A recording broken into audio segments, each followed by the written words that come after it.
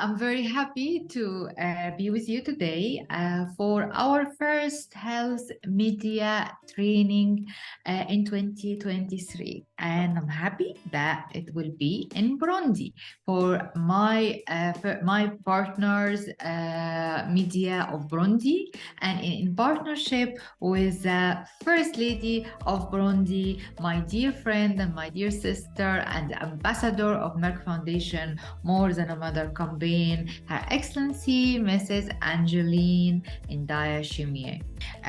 But also, I'm very happy that in Burundi we have 25 winners till now for Media Recognition Award, which is a very high number. The media in Burundi is very active, and I'm very proud of that. You've done a lot of work about infertility stigma, and last year you've done also a lot of work about coronavirus and breaking the stigma, breaking the silence about many other wide range of topics like ending child marriage, supporting girls' education, and stopping FGM, GBV, gender-based violence. And also this year, which we are going to announce the winners for 2022 very soon, you have also contributed to raise awareness about diabetes and hypertension. What else we have done? We transformed together the patient care landscape in Burundi. And this is very important because why? Because with 47 scholarships is being provided to doctors by Merck Foundation and in partnership with the First Lady of Burundi and in partnership with the Ministry of Health of Burundi. And this is very important. These scholarships in diabetes, in fertility, embryology, and oncology, and many other things coming soon like sexual and reproductive care and other specialty. We have actually 32 different critical and underserved specialties, but we, of course, there are more mainly in English, but the clinical training we provide for fertility, embryology, and oncology and diabetes in French. I'd like to wish you to enjoy and of course benefit from the Merck Foundation Health Media Training in 2023 in partnership with Her Excellency the First Lady of Burundi and Ambassador of Merck Foundation More Than a Mother. Looking forward to see you soon in person in Burundi, and bye bye, wish you good luck. Avant de commencer avec les orateurs, j'aimerais que vous regardiez tous la promotion de l'émission Notre Afrique par la Fondation Merck. Notre Afrique par la Fondation Merck est un programme télévisé panafricain qui est conceptualisé, produit, réalisé et co-animé par la sénatrice Dr Acha Kelej. Le programme présente des créateurs de modes africains, des chanteurs et des experts éminents de divers domaines dans le but d'aborder et de sensibiliser à divers problèmes de santé et sociaux tels que briser la stigmatisation de l'infertilité, importance de la détection précoce et de la prévention du diabète, soutenir l'éducation des filles, promouvoir un mode de vie sain, mettre fin aux mutilations génitales féminines, sensibilisation à la santé des coronavirus, durabilité et mode recyclé, et la violence basée sur le genre. Senator Dr. Rasha Kelej and creator of our Africa TV show. All Africa will be part of our show. The CEO of Merck Foundation.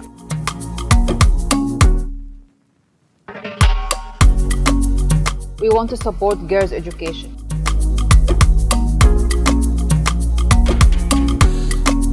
No to infertility stigma, yes to girls' education. We want to stop gender-based violence, full stop. Number of child marriage will double by 2050.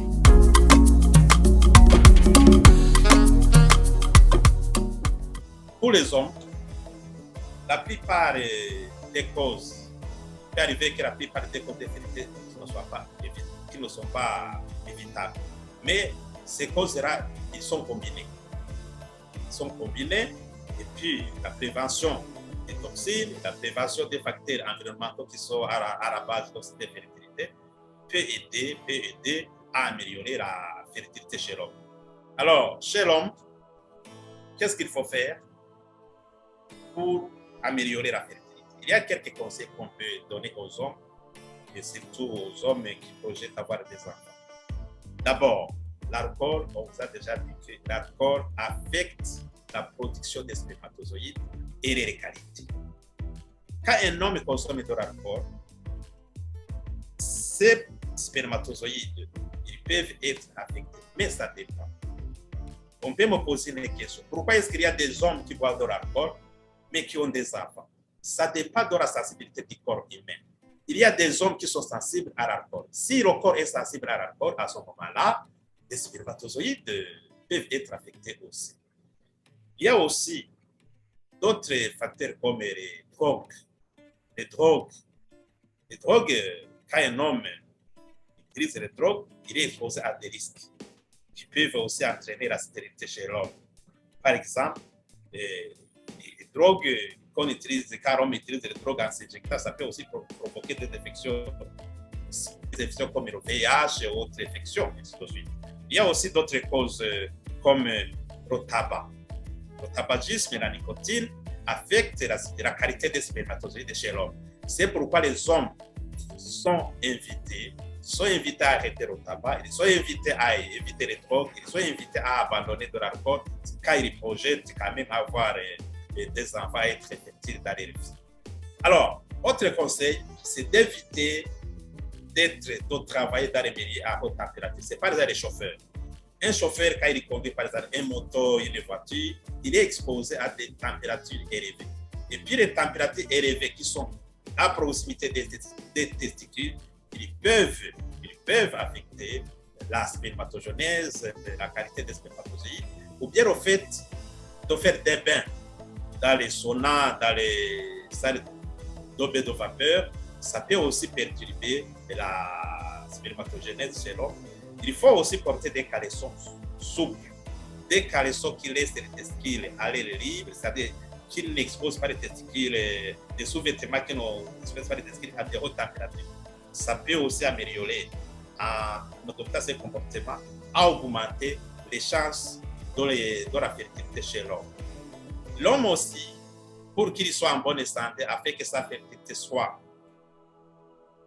normale, l'homme, en faisant des exercices réguliers, en faisant des sports, il peut augmenter ses chances de fertilité, il peut augmenter ses chances d'avoir un enfant si l'homme évite de s'exposer aux produits chimiques toxiques ou bien si l'homme évite d'endommager son corps en consommant des produits toxiques.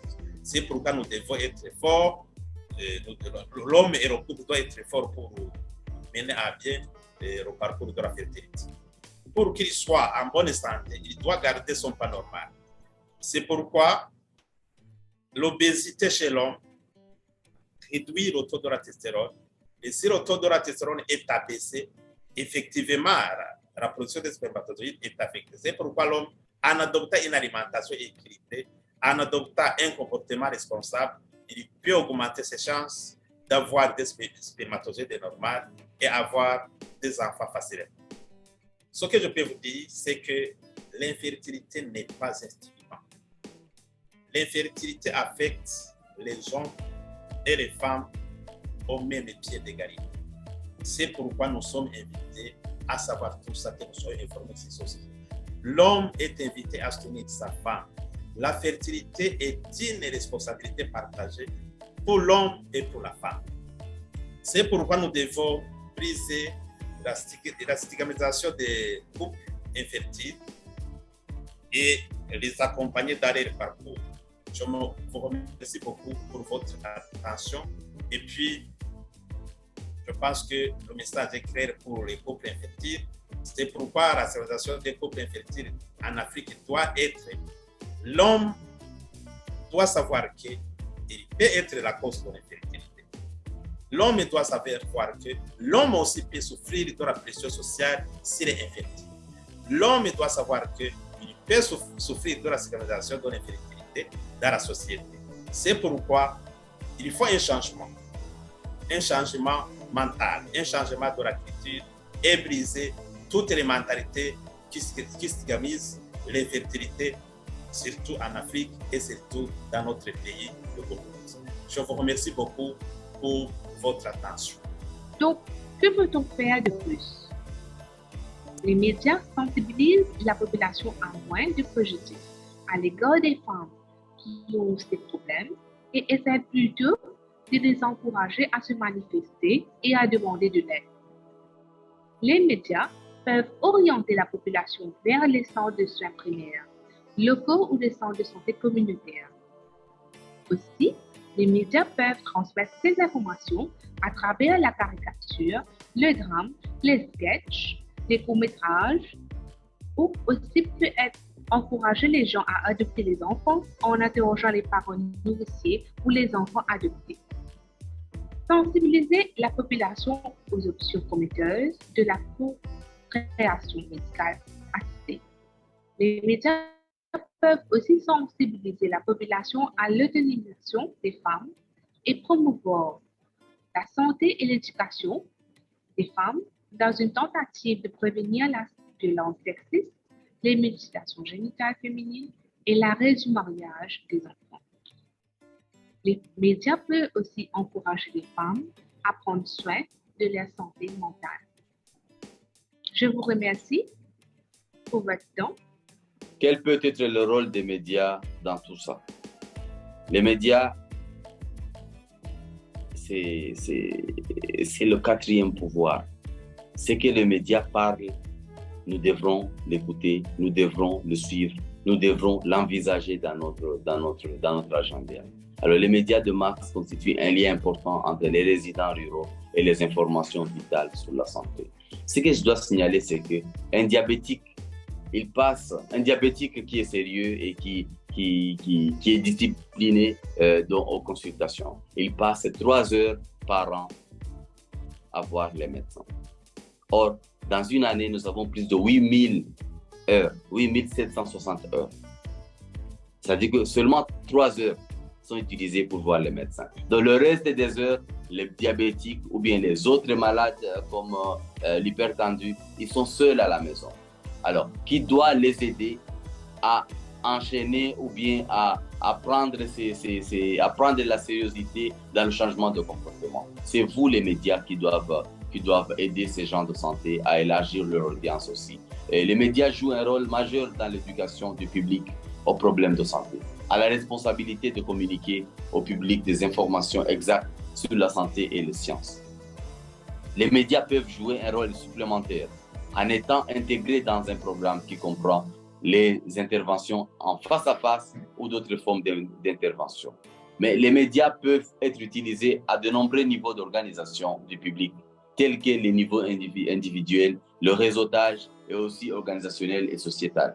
Mais la promotion de la santé, la prévention des maladies, l'objectif est d'améliorer un état de bien-être. Là, un mot qui est le bien-être pour protéger ceux en santé et la population à risque. Ça, c'est le grand rôle que les médias peuvent jouer.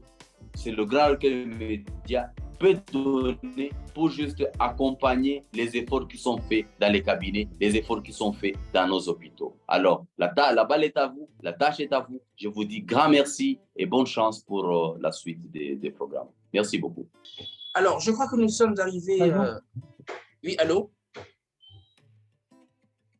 Bon, je crois que nous sommes arrivés à la fin, à moins qu'il y ait une autre question. Merci à vous de nous avoir suivis, d'avoir suivi les orateurs. Ça a été une très, très belle expérience de pouvoir partager ces informations avec vous. Donc, on se retrouve prochainement. D'ici là, je vous souhaite des bonnes choses. Portez-vous bien et au revoir.